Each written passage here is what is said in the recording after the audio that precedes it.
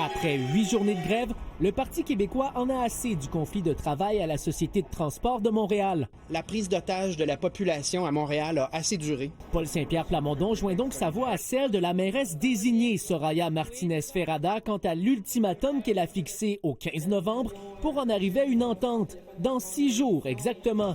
Donc au terme de ces 6 jours-là, s'il n'y a toujours pas d'entente, le Parti québécois va collaborer avec tous les autres partis à l'Assemblée nationale pour forcer un retour à la normale. Donc, on va étudier une loi spéciale dans ce cas-ci. Si le Parti québécois s'oppose toujours à la réforme syndicale du ministre du Travail qui viendrait limiter le droit de grève des travailleurs, les libéraux, eux, qui sont en faveur de la réforme syndicale de Jean Boulet, pressent le gouvernement d'agir. Si la seule voie possible pour mettre fin à ce conflit-là, c'est de devancer l'entrée en vigueur du projet de loi.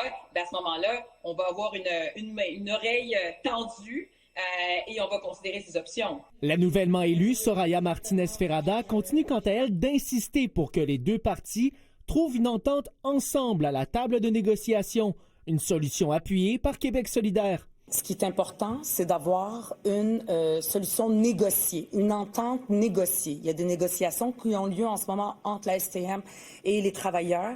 On l'a vu avec la loi 2, avec la loi spéciale sur les médecins, comment ça ne règle rien, une loi imposée. Les citoyens rencontrés abondent dans le même sens. Forcer, je sais pas. Je pense qu'on vit dans une démocratie. Je pense pas que j'aimerais forcer quelqu'un à faire quoi que ce soit. Je suis pas d'accord. Non. On a des droits au Canada. Je veux pas dire aux gens de retourner. D'ici là, les horaires restreints se poursuivent à la Société de transport de Montréal avec un service uniquement offert le matin, l'après-midi et en fin de soirée. Et si rien ne bouge, les transports seront d'autant plus complexes les 15 et 16 novembre prochains, alors qu'aucun service de transport en commun n'est prévu. Marc-Antoine Nouniez, TVA Nouvelles, Montréal.